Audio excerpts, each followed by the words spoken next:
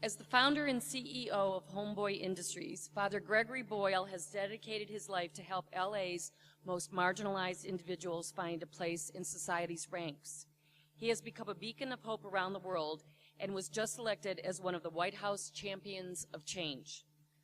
A native Angelino, Father Boyle was ordained a Jesuit priest in 1984. He was transformed by his work in Bolivia, Mexico, and Folsom Prison with those who live at the margins. His dedication to finding a place for all in our society brought him to the Boyle Heights community of East Los Angeles, where he served as pastor of Dolores Mission Church, then the poorest parish in the city, from 1986 through 1992. It was there that Father Boyle started what would become Homeboy Industries, now the largest gang intervention, rehabilitation, and re-entry program in the world. 15,000 folks a year enter their doors seeking transformation. He received his BA in English from Gonzaga University, an MA in English from Loyola Marymount University, a Master of Divinity from the Western School of Theology, and a Sacred Theology Master's degree from the Jesuit School of Theology.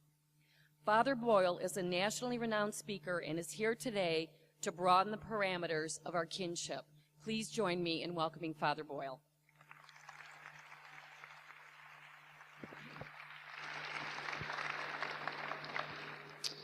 Thank you very much. It's indeed a privilege to be with all of you.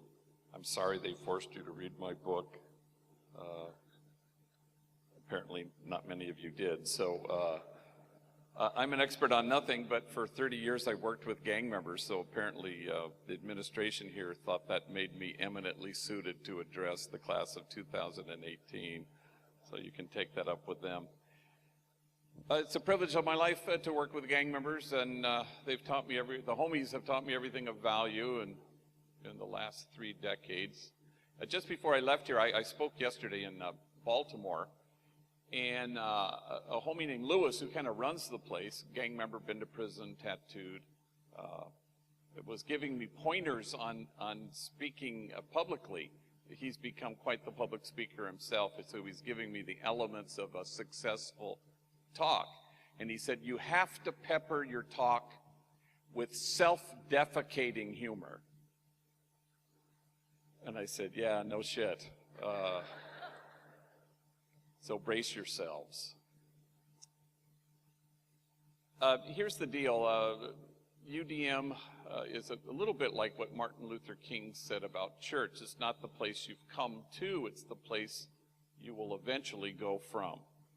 And you go from here armed with a vision about the world being differently than it, looking differently than it currently looks, and you will be a part of that. The prophet Habakkuk writes, the vision still has its time, presses on to fulfillment, and it will not disappoint. And if it delays, wait for it. But you will discover in your 4 years here at UDM that you don't want to wait con los brazos cruzados, you know, tapping your feet and staring at your watches. You want to make something happen. And what is the thing that we're meant to make happen? All of us are invited through your education and through our own nurturing of this vision. We're invited to create a community of kinship such that God, in fact, might recognize it. I suspect Mother Teresa diagnosed the world's ills correctly when she suggested that the problem in the world is that we've just forgotten that we belong to each other. So how do we stand against forgetting that? How do we seek together to dismantle the barriers that exclude? How do we imagine a circle of compassion and then imagine nobody standing outside that circle? And to that end, and in your own way, and all of us are called in our own particularity to stand at the margins. Because if you stand at the margins, look under your feet, you'll discover that the margins are getting erased just because you chose to stand there. And so you stand with the poor and the powerless and the voiceless. You stand with those whose dignity has been denied and those whose burdens are more than they can bear. Every once in a while, you will have this exquisite privilege to be able to stand with the easily despised and the readily left out, with the demonized so that the demonizing will stop, and with the disposable so that the day will come when we stop throwing people away. I suspect that if kinship were in fact our goal, we would no longer be promoting justice, we'd be celebrating it. Right now in Ferguson, they have signs that say, "No justice, no peace." But it's probably more truthful to say, "No kinship, no justice or peace."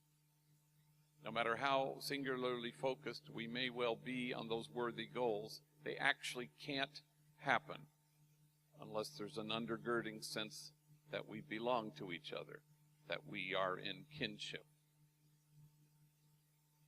So for 30 years I worked with gang members, and aside from giving me tips on how to speak publicly, they're always helping me and giving me advice, but lately they've taught me how to text, and so I'm so grateful to them, because I find it sure beats the heck out of actually talking to people. And so I'm pretty dexterous at it, LOL and OMG and BTW, and the homies have taught me a new one, OHN, which apparently stands for, "Oh, hell no." And I've been using that one quite a bit lately. So there I am in a car with two older vatos, Manuel and Poncho, and we're driving. They're going to help me give a talk at a high school. And they're older vatos, been to prison and tattooed and do a variety of things at Homeboy. And so Manuel's in the front seat, we're driving, suddenly gets an incoming text, and he reads it to himself, and he chuckles. And I said, "What is it?" He goes, "Oh, it's dumb. It's from Snoopy back at the office." Well, I just seen Snoopy. Snoopy just gave me a big abrazote as the day was beginning. Snoopy and Manuel work together in the clock-in room at Homeboy. We have 350 gang members who clock in every day, so it's kind of a hard job because they can be attitudinal. And so I said, "Well, what's he say?" He goes, "Oh, it's dumb. Hang on a second. Hey, dog, it's me, Snoops. Yeah, they got my ass locked up at county jail. They're charging me with being the ugliest vato in America. You have to come down right now, show them they got the wrong guy." But we died laughing and almost nearly drove into oncoming traffic when I realized that Manuel and Snoopy are enemies. They're from rival gangs. They used to shoot bullets at each other. Now they shoot text messages. And there's a word for that, and the word is kinship. How do we obliterate once and for all the illusion that we are separate, that there is an us and a them? Even in service, and you will encounter this for sure during your time here at UDM, there's a distance in service, and you want to bridge even that so that there is no daylight that separates us.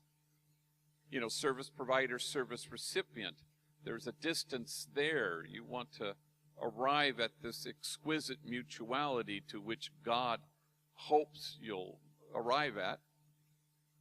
One of the great privileges of my life was knowing Cesar Chavez as a friend, and he was an extraordinary man in all the ways that we've come to see that, but he was also one of the best listeners I ever met. If you were talking to Cesar Chavez, nobody else existed. He didn't look over your shoulder awaiting someone more important. But famously, a reporter once commented to him and said, "Wow, these farm workers, they sure love you." And Cesar just shrugged and smiled and said, "The feeling's mutual," which is exactly where God hopes will arrive. For service is where you start, it's not where you end. Service is the hallway that gets you to the ballroom. You want to get to the ballroom, which is the place of kinship. No homie ever found more job opportunities at Homeboy Industries than this guy named Dreamer. And I knew Dreamer since he was a little mocosito growing up in the housing projects when I was pastor. He got into a gang and got into trouble, and he was kind of a yo-yo in his early 20s, in and out of being incarcerated. And he'd come to me, and I'd find him a job in one of our 8 social enterprises at Homeboy Industries, or out in the private sector. But then he'd always sort of gravitate back to vague criminality, usually something involving drugs, the sale of or the use of, and then he'd wander back to me. And this one time he had finished a 4-month stretch of probation violation at county jail, and there he was sitting in front of me, as he had done many, many times. And he says what gang members often say, "This time it'll be different." All right. So with him sitting there, I called a friend of mine who runs a vending machine company in Alhambra. And he had hired homies in the past, so I think maybe he'll do it again. And sure enough, he does. He says, send him in, he can start tomorrow. And so Dreamer began working at this vending machine company. Well, 2 weeks later, there he is again, sitting in front of my desk. I go, híjole, Madre Santa, here we go one more time. But this time he pulls out of his pocket his very first paycheck, and he waves it proudly. And he says, damn, G, this paycheck makes me feel proper. I mean, my mom, she's proud of me, and my kids, they're not ashamed of me. And you know who I have to thank for this job. And I said, well, gosh, well, who? And he looked at me strangely, and he said, well, God, of course. Oh, sure, no, that's right, yeah. That would be God right there. And he said, you thought I was going to say you. I said, no, gosh, God's number one, yeah. And he said, you are so lucky we're not living in them Genesis days.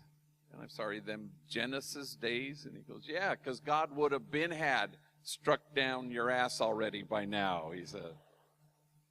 Well, all I remember is the two of us dissolved in laughter when we fell out of our chairs. And I defy you to identify who's the service provider, who's the service recipient.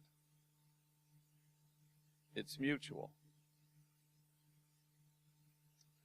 So Homeboy Industries was born a long time ago, in 1988, when I was pastor of the poorest parish in the city of Los Angeles, Dolores Mission, nestled in the middle of 2 public housing projects. At the time, it was the largest grouping of public housing west of the Mississippi.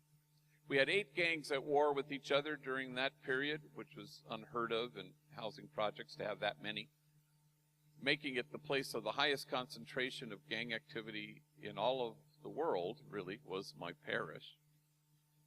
So I buried my first young person killed because of this sadness in 1988, and I buried my 194th 3 months ago. So we did a lot of things in those early days. First thing we did was we started a school because there were so many middle school aged gang members who had been given the boot from their home school. Nobody wanted them. So they were wreaking havoc in the projects. They were violent. They were selling drugs. They were writing on walls. So I walked out to each one of them and I asked them, if I found a school that would take you, would you go? And to my surprise, they all said, yeah. And then I couldn't find a school that would take them. So that kind of forced my hand. So I went to the convent, which in those days was located on the 3rd floor of our elementary school. First 2 floors, the parochial school, whole 3rd floor for the nuns. And I gathered all the sisters together in the living room, and I said, hey, would you guys mind, moving out, and we could turn the convent into a school for gang members? And they said, sure. And I don't know where we'd be without nuns. And so that brought gang members to the church, not to Mass, but to church, because it was right across the street from the church. And that upset the apple cart a little bit, because aren't churches supposed to be hermetically sealed? Good people in and bad people out. And so that was a good gospel challenge. And then the homies said, if only we had jobs. and myself and the women in the parish, we marched around the factories that surrounded the housing projects trying to find felony-friendly employers, and that wasn't so forthcoming. So we couldn't wait any longer, so we started our own business. I went to a movie producer, asked him to buy this old abandoned bakery across the street. We put hairnets on rival enemy gang members, and they baked bread. We called it Homeboy Bakery. A month later, we started Homeboy Tortillas in the Grand Central Market. Once we had plural, we came up with the highfalutin Homeboy Industries, as if there was any industry involved in this venture. And anything worth doing is worth failing at, so we had a lot of failures. Homeboy Plumbing really was not hugely successful. Who knew? People didn't want gang members in their homes. I did not see that coming. And now nobody ever intends to do such a thing, but you back your way into becoming, as Homeboy has, the largest gang intervention, rehab, and reentry program in the world. 15,000 folks a year walk through our doors. There are 1,100 gangs in LA County, 120,000 gang members. So just about anything you could imagine that might be helpful for people who want to redirect their lives, we do. We have 350 trainees who are there for 18 months, and during that time they're supposed to work on themselves. We have anger management classes and parenting classes and GED. We still have a school. Mental health therapy, everybody's in therapy. 5 paid therapists, 47 volunteer therapists. Everybody's in therapy. We have case managers. We have free tattoo removal. No place on the planet Earth removes more tattoos than we do. We have a designated clinic, 3 laser machines. We have 1 paid physician assistant, but we have 35 volunteer doctors, 14,000 laser treatments a year. So if any of you are starting to regret that UDM tattoo you have, see me afterwards. It was all started because of a guy named Frank, who I didn't know. I'd never met him, and he wandered into my office 2 days out of being released from Corcoran State Prison. He's sitting in front of my desk, and tattooed on his forehead, filling the entire space like it was a billboard, and pardon my French, it said, "Fuck the world," filled the whole space. And then he said, "You know, I am having a hard time finding a job."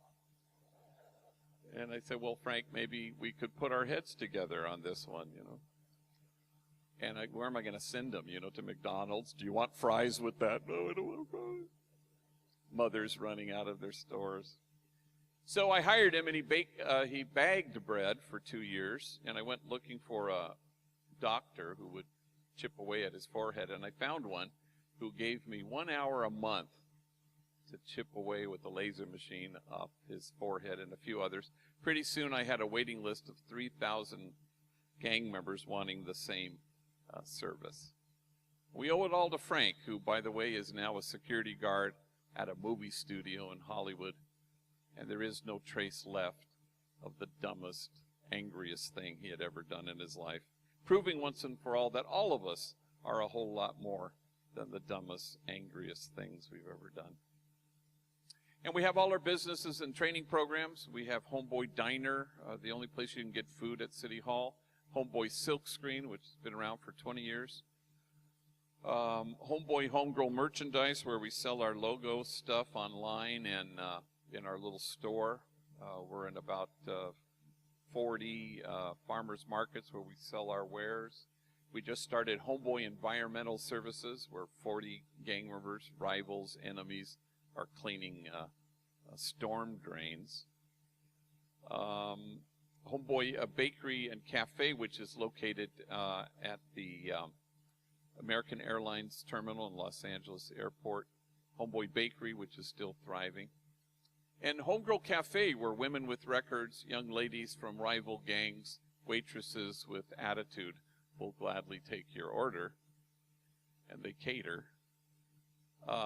It's been a place lately where a lot of celebrity sightings. You'll always, at breakfast or lunch, you'll always see an elected official there from Los Angeles.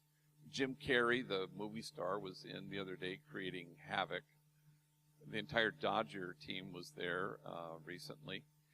But most famously, Diane Keaton showed up for lunch one day. She's of Academy Award fame for Annie Hall and the Godfather movies, big movie star. And she comes in for lunch with a regular, a guy who's there once a week. And her waitress this day is Glenda. And Glenda's a homegirl, been there, done that, tattooed, parolee, felon. She doesn't know who Diane Keaton is. So she's taking her order, and Diane Keaton says, "What do you recommend?" And Glenda rattles off the 3 platillos that she particularly likes. And Diane Keaton says, "Oh, I'll have that second one. That one sounds good." And it's at that moment that something dawns on Glenda. And Glenda looks at Diane Keaton and says, "Hey, wait a minute.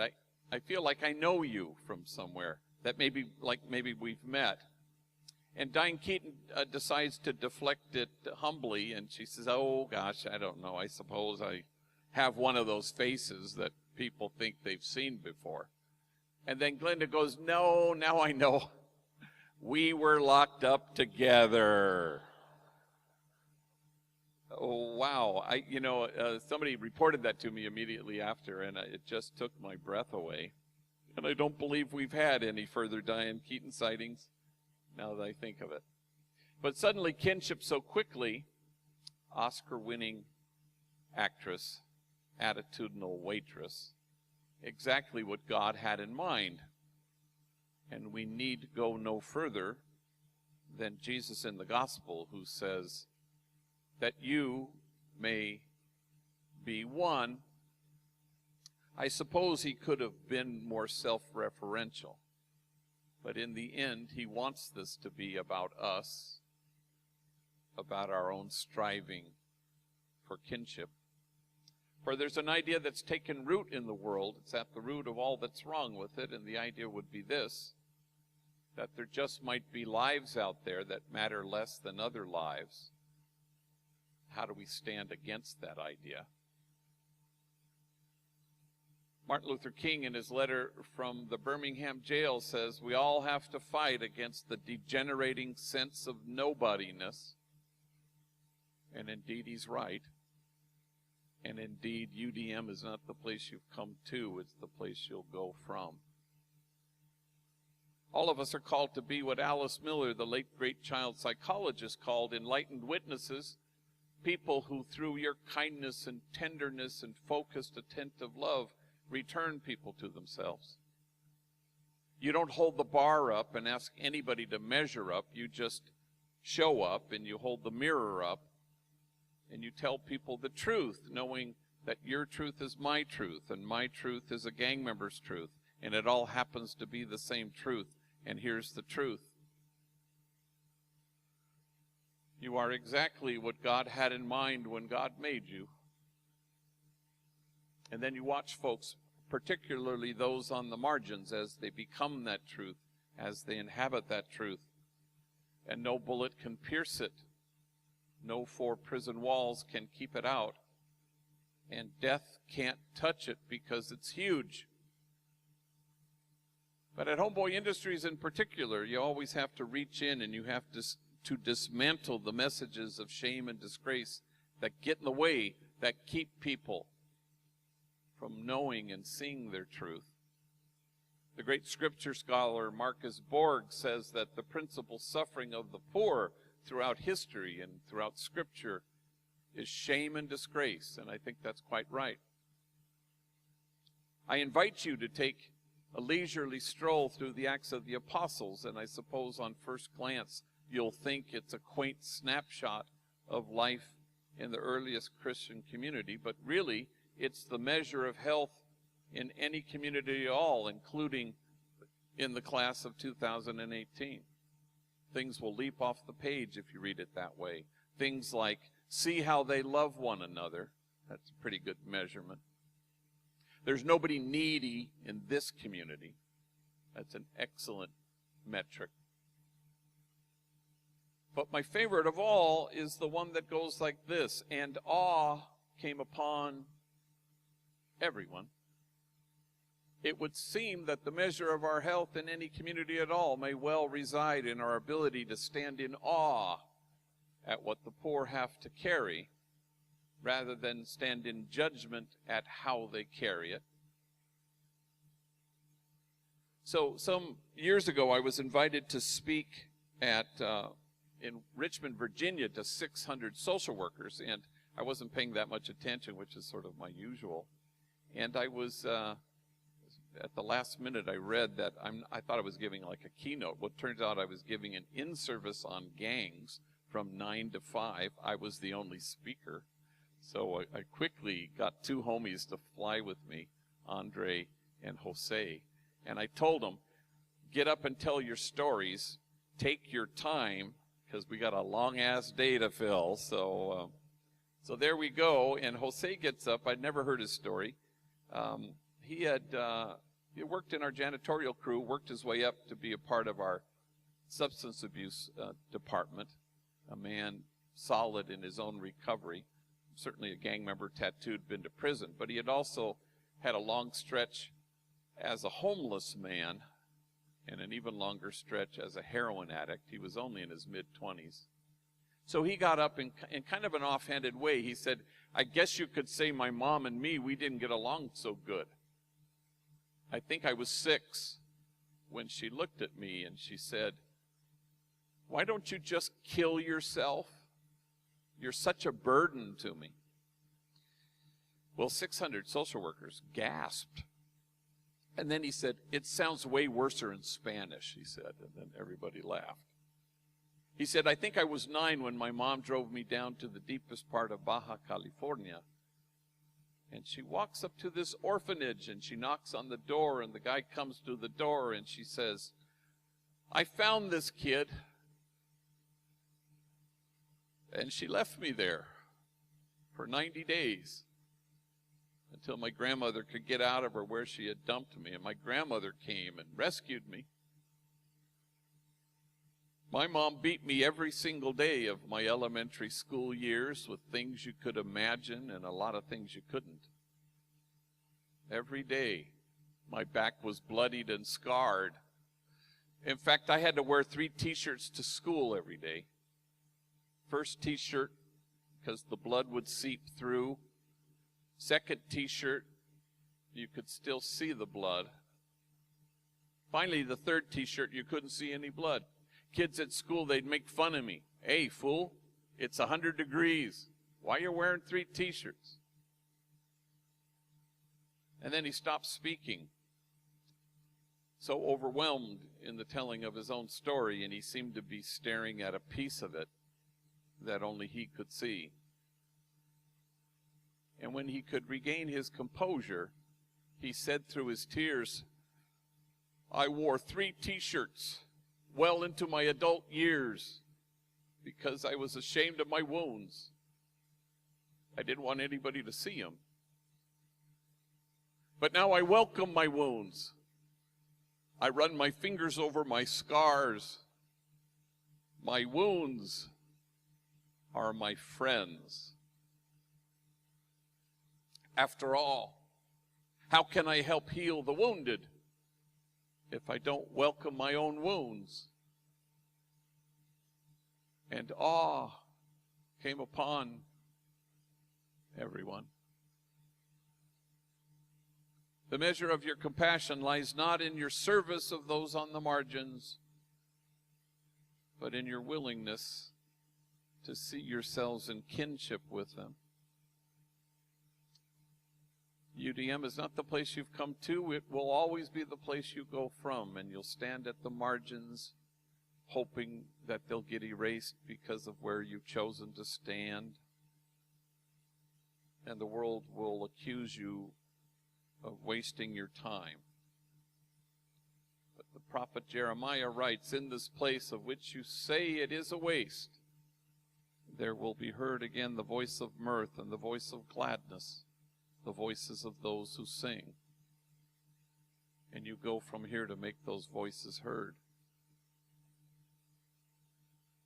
One last story, because this is a hot-ass gym. So,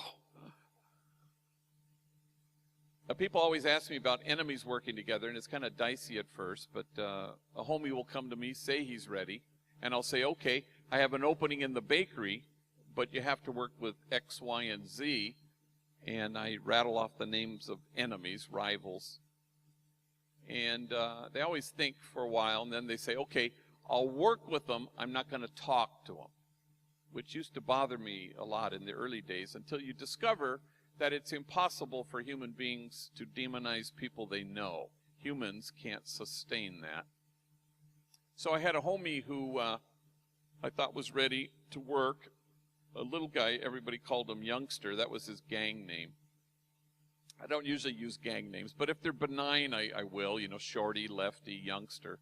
I won't call anybody Sniper or Psycho or something like that. Had a homie, big, huge guy, right out of prison in my office the other day. I said, hey, what do your homies call you? He said, Fluffy. I go, ooh, okay, Mr. Fluff, mind if I call you Mario? So I welcome Youngster into his new job in our factory. It's been around for 20 years. We have 2,500 customers all across the country. So we do high quality work, reasonably priced, and we UPS to Detroit.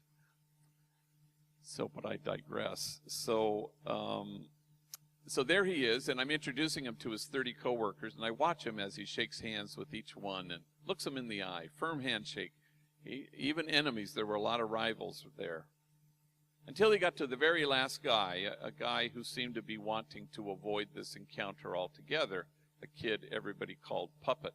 And when Puppet and Youngster are in each other's vicinity, they mumble something, they stare at their shoes, they don't shake hands. Well, I know they're enemies because I know what gangs they hail from, but he just finished shaking hands with other enemies. I discover later that this was a hatred that was really deep, very personal, beyond which neither of them thought they could really get past.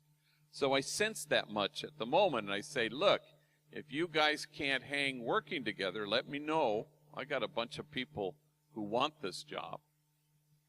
Calladitos, they don't say a word. So cut to 6 months later, Puppet leaves his home to go to a corner store some distance from his house. He purchases something. But on the way home, for some reason, he decides to take a shortcut. So he dodges into an alley. And because he's taken this detour, suddenly, unexpectedly, he's surrounded by 10 members of a rival gang, 10 against 1.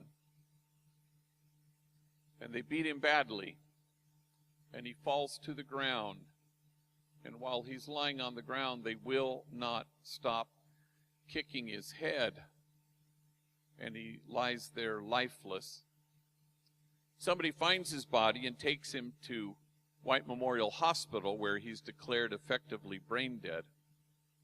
But it's the policy there to keep you connected to machines for 48 hours so you can get 2 full days of flat read with no no brain activity at all. And then the doctors are able to just officially sign the death certificate, make it official. This allowed family and friends to gather. I was at St. Louis University giving a talk. I flew home immediately. I've seen a lot of horrible things in my life, but nothing to compare to the sight of this young man with his head swollen many times its size. It was horrifying. You could barely train your eyes on him. And so at the end of the 48-hour period, as a priest, I said a blessing over him, and I anointed his forehead with oil. We disconnected, and a week later I buried him. But in the first 24 hours, while Puppet was lying there beaten in the hospital, I was alone in my office. It was 8:30 at night, and the phone rings, and it's Youngster, Puppet's co-worker from the silk screen. And he says, "Hey, that's messed up about what happened to Puppet." I said, "Yeah, it is." And then with a certain kind of eagerness even, he said, is there anything I can do? Can I give him my blood? And we both fall silent under the weight of it, until finally he breaks the silence, choking back his tears, and he says with great deliberation,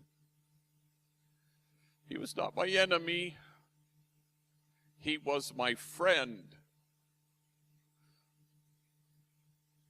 We worked together. Now, can I say that always happens at Homeboy Industries? Well, of course it does. Any exceptions? I can't think of a single one. And it shouldn't surprise us that God's own dream come true for us, that we be one, just happens to be our own deepest longing for ourselves. For it turns out it's mutual. UDM is not the place you've come to. It will always be the place you go from, and you go from here to create a community of kinship such that God, in fact, might recognize it. For the vision still has its time, presses on to fulfillment, and it will not disappoint. And if it delays, we wait for it. Thank you very much.